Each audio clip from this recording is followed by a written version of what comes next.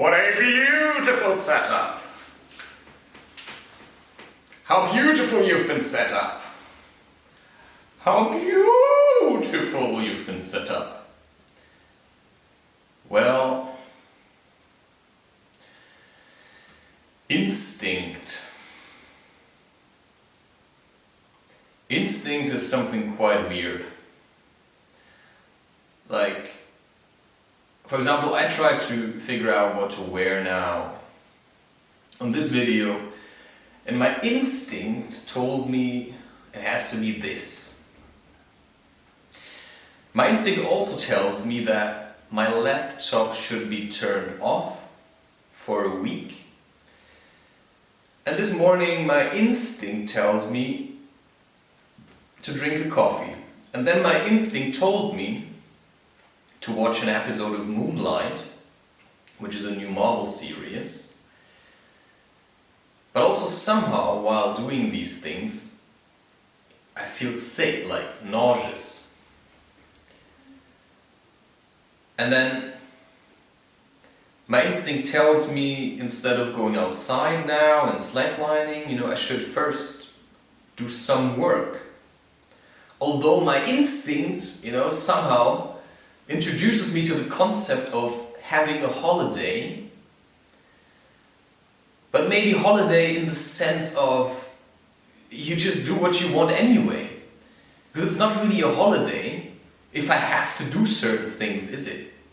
So it's not like I have to record a video, but more like right at this moment I feel like doing it. And maybe I say to myself I need to take a break from writing because I don't really feel like writing at the moment. Just as I felt like cutting off my hair, you can say I did this by instinct. And after I did it, it did feel good, while at the same time, it felt a bit terrifying. The reason why you might say it felt terrifying is because, I want to say that, like, who the fuck am I? I keep running into these concepts of myself that I establish in order to feel secure and to give myself stability. So I have the concept of me first being bold. So I'm bold for a while. And then I have this idea, I let my hair grow now. And then I feel safe with that idea, while at the same time I feel like I'm starting to lose myself. Because that's not the person I want to be. Because long hair annoys me, and I've tried it. I've tried long hair, and it annoyed me heavily. Like, I could do for a while with it, but on the long run it just annoys me.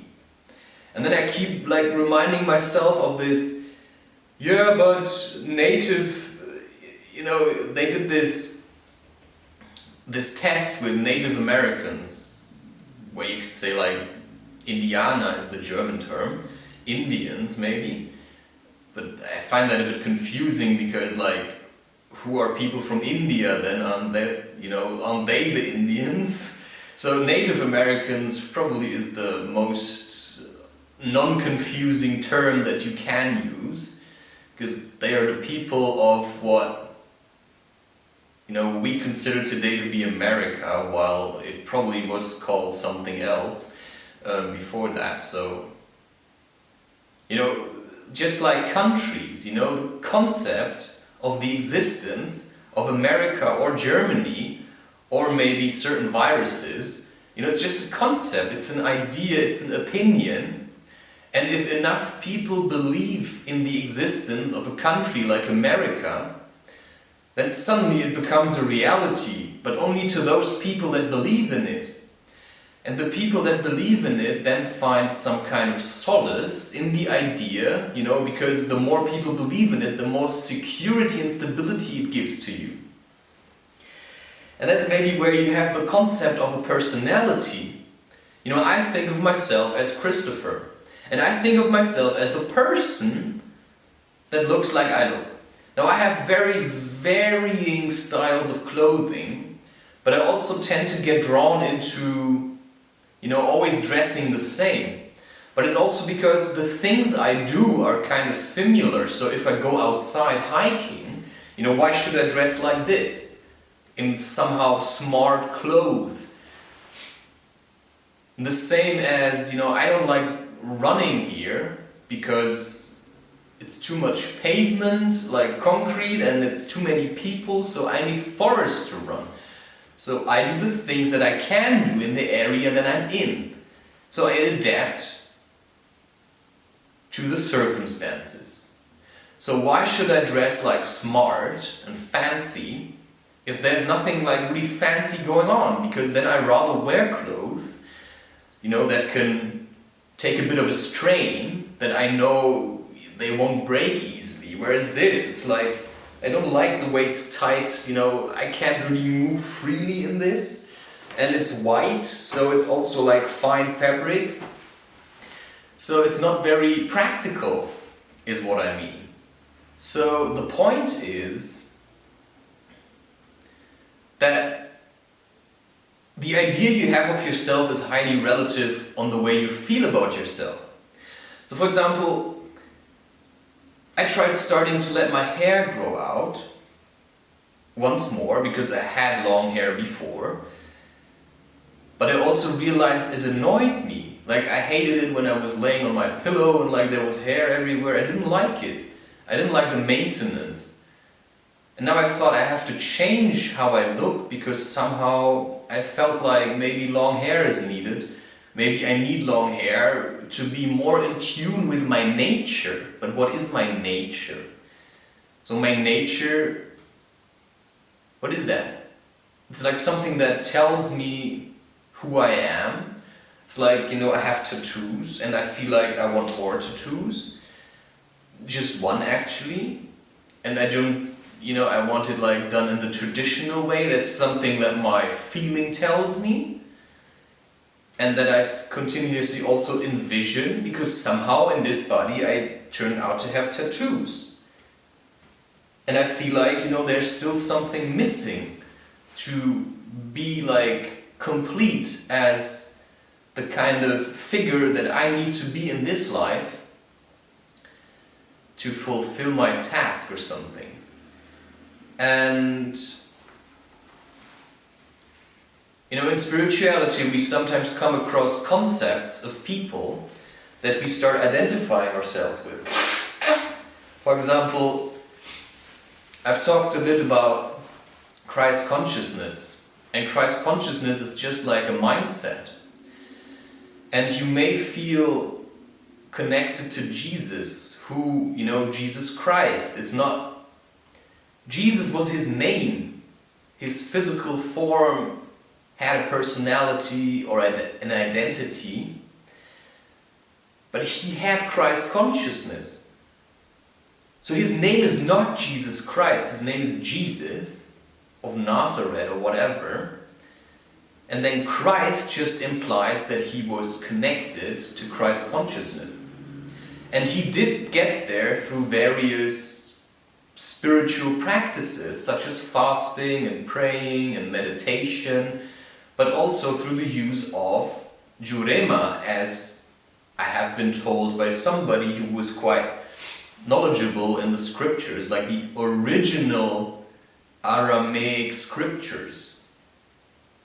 And not in the stuff you read in the Bible, because the Bible doesn't tell you everything. Like I've read scriptures of Jesus where he talks about fasting, how it's done, exactly how it's done, how you fast, and how you get rid of your demons in the process, because fasting is a challenge and you will be tempted by like voices in your head telling you, no, you have to eat. You don't have to eat.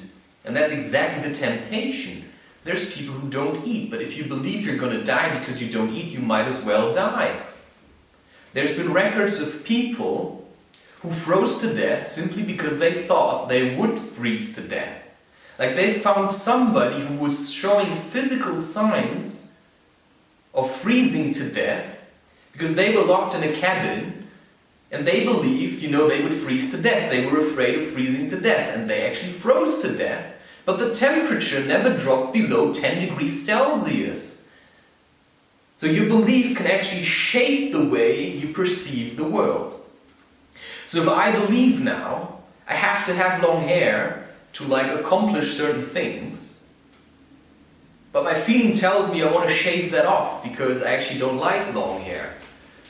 And then I have certain bits of information like Native Americans, had long hair and then they got it shaven off and suddenly they were unable to detect people sneaking up on them.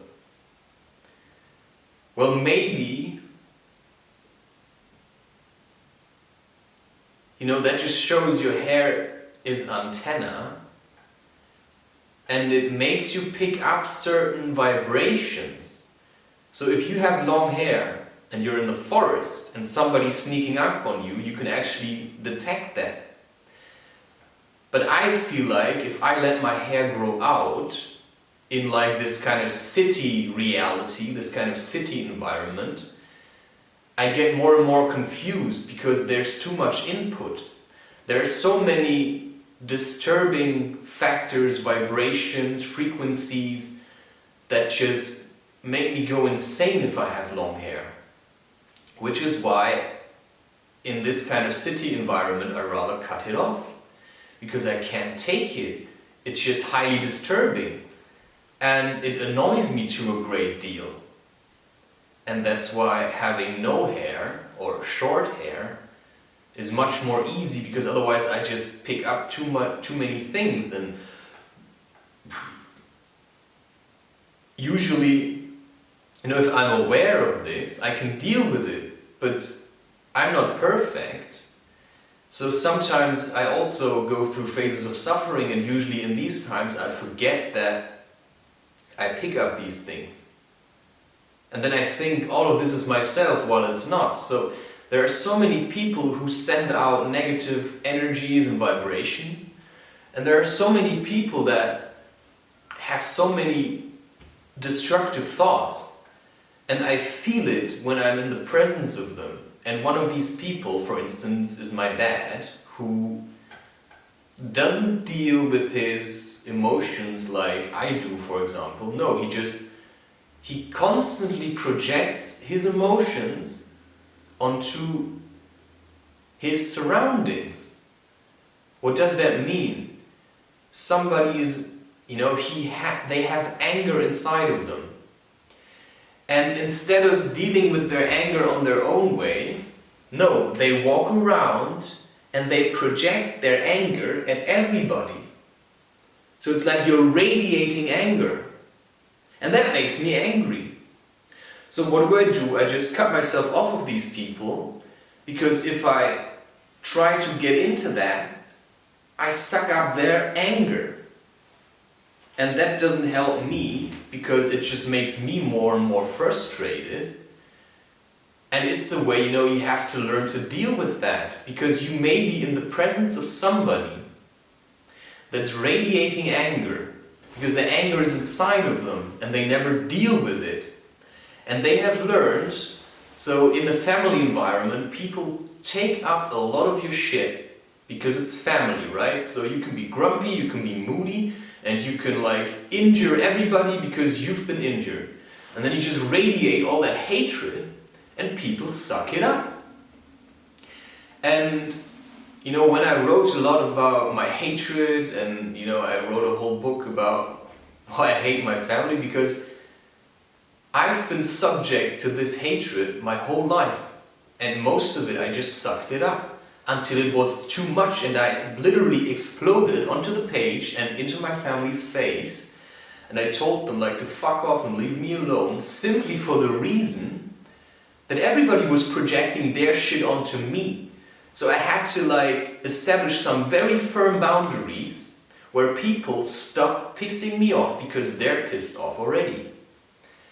And that has given me some sort of freedom, and that has allowed me now to realize, when I'm in the presence of my dad,